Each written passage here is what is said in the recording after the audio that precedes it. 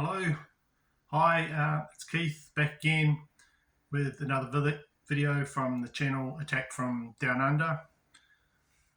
Thank you for all my new subscribers that have joined my channel. Just letting you know, this is a record collecting video.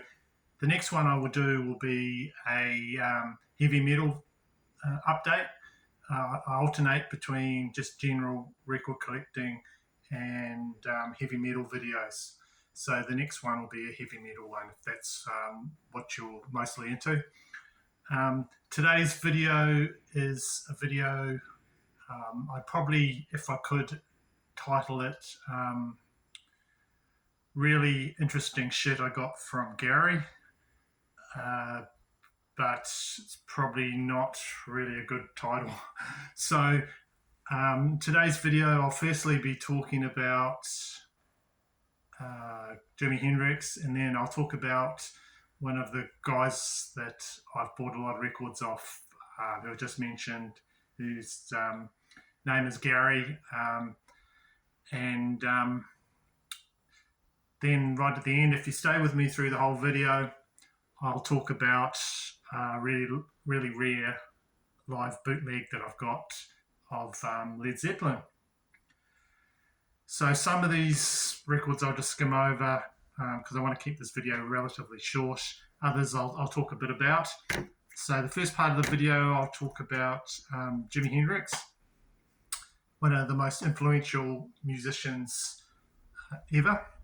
And his career only lasted about 4 years. He died in September the 18th, 1970. So if this is Are You Experienced? And this is a reissue of it. And the Jimi Hendrix estate, I have to say that they're one of the ones that really look after their musical catalogue really well. All the records just sound fantastic. And if you buy or see a record with this on it, this is just the authentic sticker from the family of Jimi Hendrix, and they're all analog. They're all mastered really well, and they sound fantastic. I had this on, and my wife walked past and said, "What is that? That just sounds unbelievable." So I think this one will increase in value over the years because it's just such a good version of this album.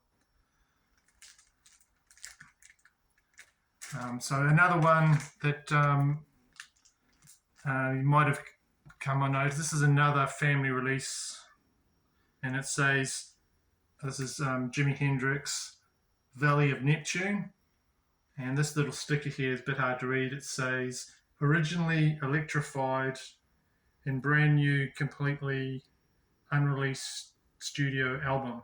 So it's got 12 previously unreleased studio recordings, over 60 minutes of unheard Jimi Hendrix, featuring Valleys of Neptune, and one of the most sought after of all Hendrix commercial available recordings. There you go. That one there, CD.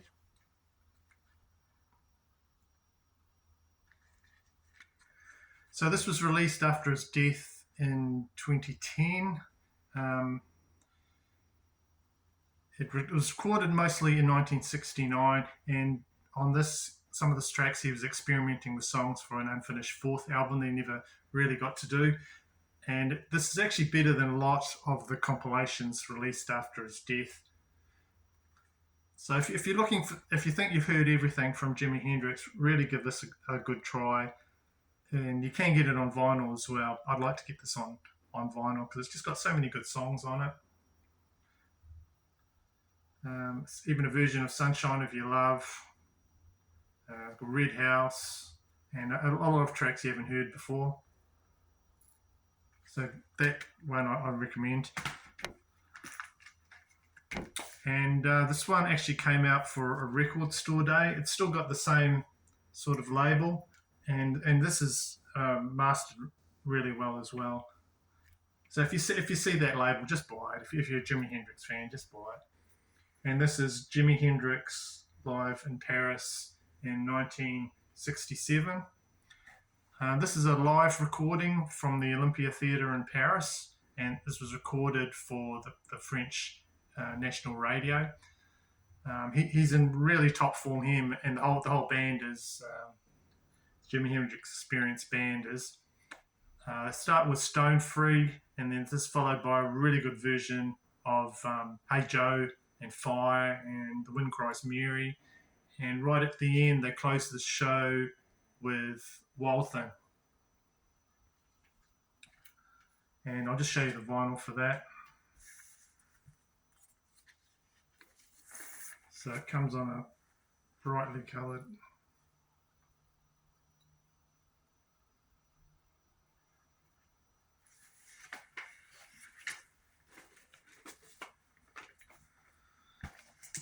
Okay, so all those ones are great Hendrix releases.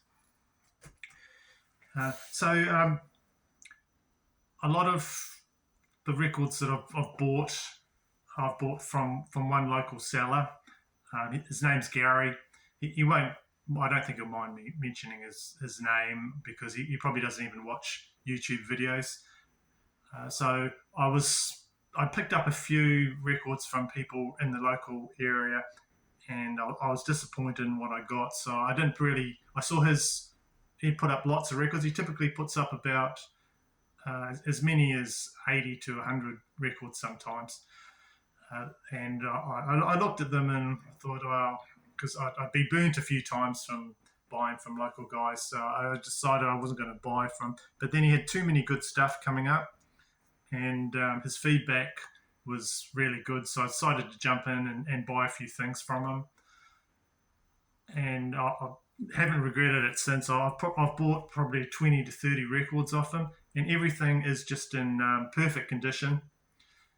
They're mostly Japanese, but there's a lot of other things from New Zealand.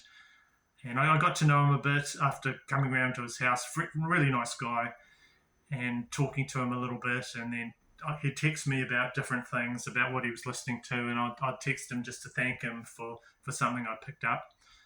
So I could just go around his house. When I bought something, I could just go around his house and pick it up. I think he's a businessman of some kind, because he's home. I knew what days he was home. I just come around and pick up the record that I bought off him.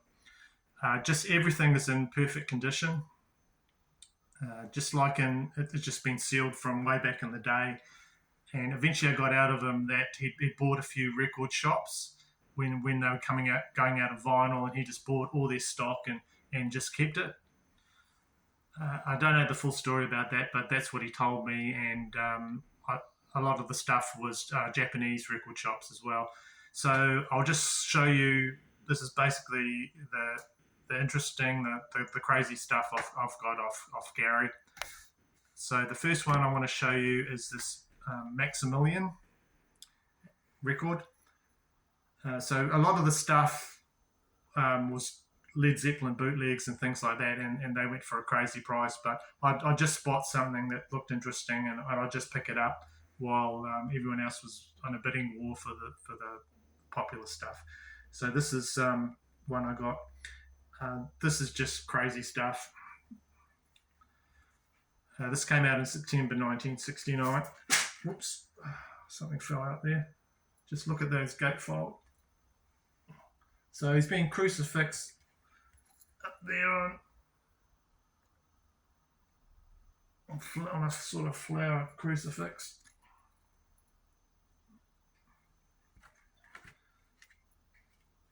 And there's the back. There. That's what fell out. So everything's original. Everything's in really good condition. And I'll just read what it says. And it came to pass in the year 1969 that Golgotha music was one of the few surviving vestiges of truth. Its prophets of love and truth, such as B.B. King, Bob Dylan, Donovan, Aretha Franklin, Arlo Guthrie, Joan Baez, and others, sang the psalms of time. The crucifixion of the social heroes of the day, such as Dr. Martin Luther King, President John F. Kennedy, Malcolm X, and Senator Robert F. Kennedy, has made even bigger demands on the importance and value of music, thus creating new prophets of love and truth. the Hold Maximilian. So he styled himself as a prophet of truth in 1969. So this band, this was actually a trio of African American musicians from New York. This is the only studio album they had, and this is quite a rare album of psychedelic hard rock. There's blues in there, and there's soul funk influences. It's quite sought after, I think, by the ones that collect all the psychedelic stuff. And I'll just show you the vinyl. So it's on ABC Records.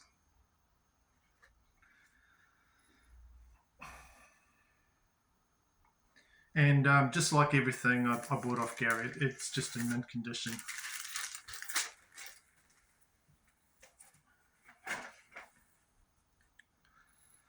So if you're thinking, oh, I'll never be able to get that, it's been re-released in the last record store day. It's been a very low-key release for record store days. So you might be able to pick it up if you get in quick. I don't know if they did the full gatefold and everything, but I think it's on coloured vinyl, so you can actually pick that up. I don't know if don't be too think because don't be too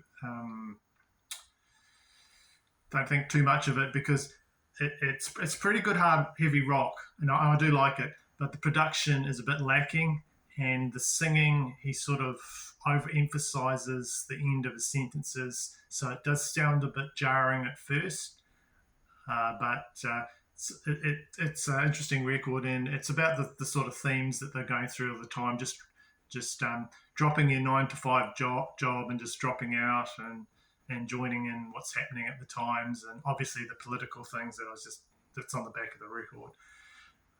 So it's an interesting listen, put it that way. And also another one that's probably gone under the radar for Record Store Day is this one of my favourite albums. So I'm a bit biased because I've been, if you with a record for a long time and you like it a lot, this is Bird Dog by the Verlaines. That's been re-released also for Record Store Day. So that's another one you might have gone under your radar. Next artist that I'd like to talk about is Dennis Coffey. This is another one I got from Gary. This is Dennis Coffey, one of his solo albums, Going For Myself.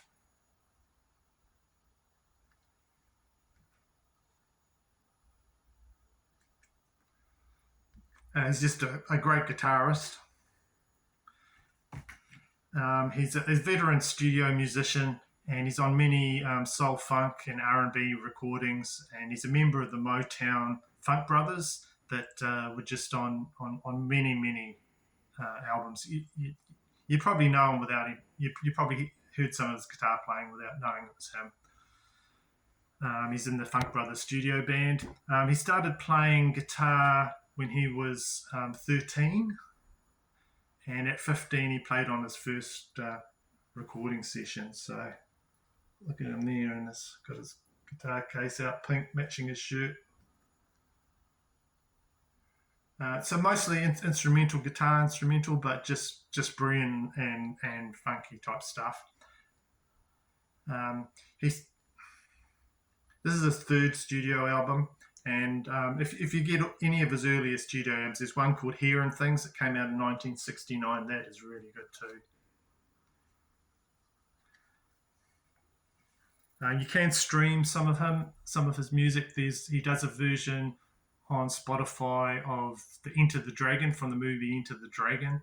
He does a version of that, a guitar version, and I really like that. So I'll just show you the vinyl.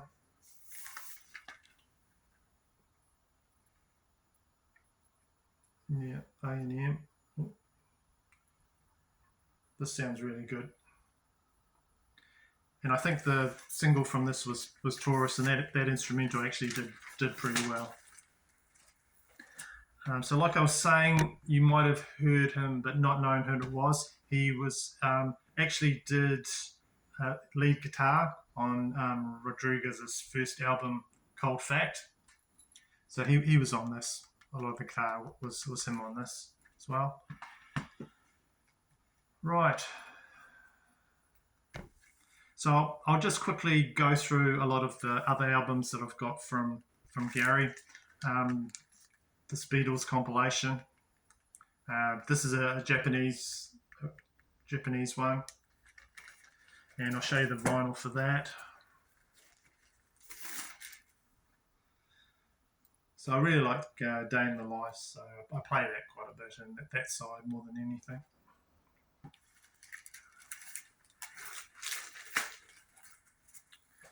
I got this copy of Revolver, Japanese one. Oh, nothing on there. Enough said about that. Tonight, David Bowie, Japanese one. This isn't one of his albums that people rave on a lot about, but I like the song "Loving the Alien" and I like the song "Tonight," so I got that off him. Very cheap. I mean, he was quite reasonable with his prices. Another one I got, Led Zeppelin soundtrack. This is very good condition as well. Led Zeppelin 3, and this has got all the cutouts and everything, and just like it's not been touched. This is a Japanese original. Right, so if you've stuck with me so far, just got a bit of a reward if you have. I'd like to talk about a well-known, well, not a well-known, but one of the early bootlegs of the band Led Zeppelin, and this is Led Zeppelin live from Blueberry Hill. This is a performance bootleg of the Los Angeles Forum, when they played in the Los Angeles Forum on September the 4th, 1970. And this took place during the 1970 North American tour. So some of them have, because Gary had sold about three of these. He had a massive collection of Led Zeppelin bootlegs. Some of them have a picture, and I was meaning to ask him if he could photocopy the picture, and I could just maybe stick it on the back or something. But so just the other side is just that. And this is a very early version of this bootleg because it's on the I'll show you. It's on the Blimp label. And if you see any on the Blimp label, that's one of the very early ones. From then they changed their name to, I think, the Quality trademark of Quality label after that.